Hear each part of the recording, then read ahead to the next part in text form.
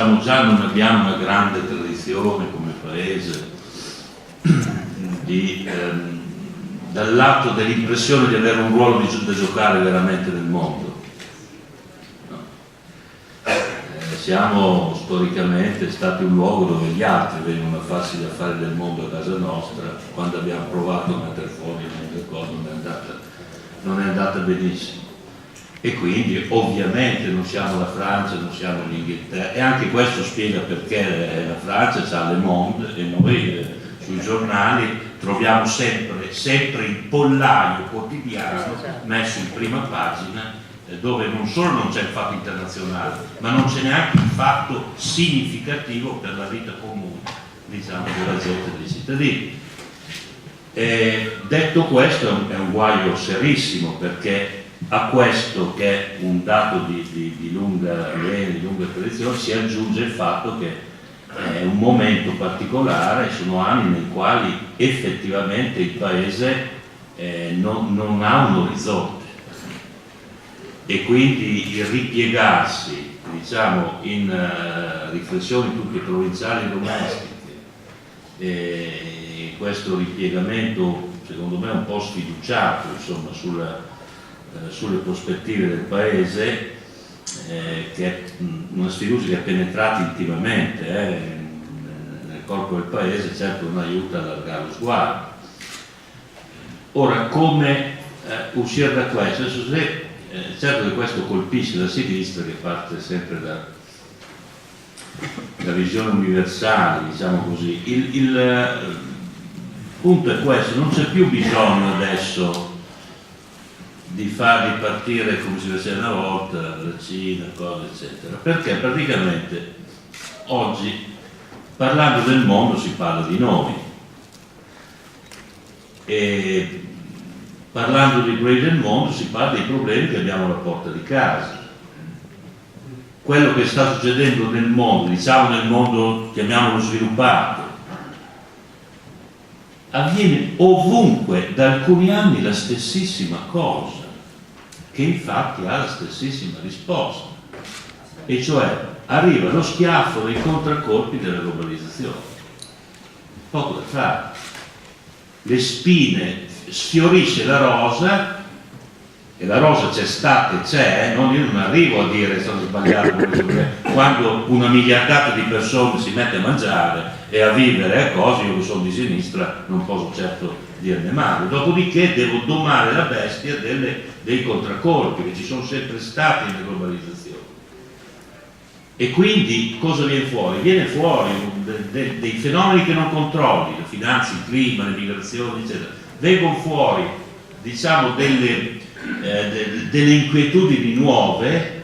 Adesso poi, se mi capita, vorrei dire qualcosa su questo tema qui del lavoro, perché e quindi si crea una situazione di insicurezza nelle società sviluppate, alle quali ovunque la destra ha dato la sua risposta con parole d'ordine regressive, mentre la sinistra non è stata e non è ancora in grado di elaborare, dal punto di vista della stessa esigenza, che è quella di protezione, una proposta con i suoi valori. La destra, proteggere per la destra vuol dire tirare su delle barriere, trovare un nemico, sviluppare l'egoismo prima a casa tua, cioè prima gli americani, poi prima gli italiani, no, prima i veneti, no, prima quelli treniti, e via. E gli altri sono nemici avversari, eccetera. Poi ai privilegiati che incoraggi, gli chiedi di essere compassionevole verso i più deboli, la flat tax, che sta venendo fuori tutti noi, quella roba lì, è l'alleanza tra i super ricchi e la compassione verso i super poveri addosso al ceto medio. Ha le sue proposte la destra che promettono protezione. La sinistra è ancora ferma a quando i centro-sinistra vinsero nella fase crescente della globalizzazione. A me sembra che lo vede il bambino questo fatto. All'inizio della globalizzazione tutti i centrosinistra nel mondo vinsero. Vinse Clinton, vinse Prodi, vinse Blair, vinse Jospin, vinsero tutti. Mica tutti uguali, perché un conto è Blair e un conto Jospin. Ma quale più, quale meno, qualcuno con dei compromessi, delle subalternità, qualche altro in modo più, diciamo così, secco, netto, preciso, impegnativo, però il messaggio era ok globalizzazione, ma insomma dal volto umano, non il liberismo alla Thatcher e alla Reagan che allora era la destra. Può anche essere abbastanza naturale che uno si attardi sui punti sui quali ha vinto: il merito, la flessibilità, l'uguaglianza delle opportunità, tutte queste robe qua. È abbastanza anche naturale, ma se ci si ferma troppo, e io sono anni che lo dico, guardate che è come uno, avete visto i cartoni animati, no? Uno sta comodo sulla sedia dove era stato 4-5 anni, a un certo punto gli tira via la sedia e per 2 secondi resta ancora seduto sull'aria, poi a un certo punto va giù. Allora, e adesso poi se posso riprendere, poi parlerò del lavoro, secondo me è fatto clou. Cioè, la sinistra deve capire in che fase siamo. Adesso dimostrerò quando potrò dire, guardate che sul lavoro sta succedendo una cosa, non solo sul lavoro, ma per me quello centrale, quello lì, che, ma volete che non metta nei guai la sinistra? Non facciamoci troppe autoflagellazioni, e i partiti di sinistra, i sindacati che non ce la fanno. Sì, ma ragazzi, ma lo sappiamo cosa è successo? È successo che in 15 anni è arrivato 700-800 milioni di persone, esercito di riserva del lavoro, che si sono messi a fare produzione. Volete che non arrivi uno schiaffo verso i lavoratori dei paesi già sviluppati in termini di diritti, in termini di salari? Volete che arrivi questo? Non è successo solo questo, è successo che i luoghi di decisione si sono spostati da dove negozi e contratti la fabbrica a posti come la finanza che non riesce a ferrare.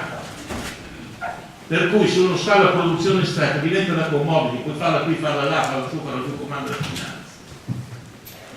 È successo alle tecnologie, che prima la fase rivoluzionaria, internet, tutte queste robe, adesso diventano pervasive. Tolgono lavoro e cambiano, questo non ne parliamo, ma cambiano la gerarchia nella filiera fra chi ha la piattaforma che dirige, che gestisce, e là in fondo alla catena ci sono dei fatti che cominciano a somigliare allo schiavismo e chi li ferma. Allora attenzione che è successo uno sconvolgimento, per fortuna non uguale, che non ha gli stessi esiti, ma non molto nella forza, non molto distante da quello che successe nel primo ventennio del Novecento, che non a caso scompaginò le sinistre nelle cose. Quindi attenzione, è successa una cosa grossa, ma la sinistra, a partire dal mondo, appunto, sto parlando del mondo, non sto parlando, ma la sinistra c'ha un asset micidiale, un asset che può avere delle onde su e giù, ma l'uguale dignità e libertà di tutte le persone, gli uomini e le donne del mondo, è l'asset della sinistra. E bisogna tornare a metterlo al concreto, ma anche a pronunciarlo un po', perché se non abbiamo, diciamo, se non abbiamo il messaggio fondamentale. Adesso c'è una disuguaglianza micidiale, c'è una generazione umiliata, c'è un ricatto sul lavoro micidiale, c'è un fisco che fa ridere, se non piangere, c'è un welfare che sta cedendo.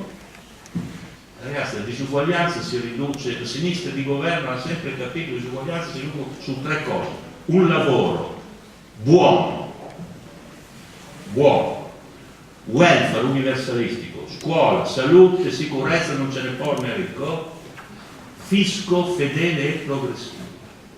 3 cose, non 30. Ma volete che non parlino 3 cose così alla gente? Se non siamo proprio io credo che bisogna partire così. Scusa se non faccio.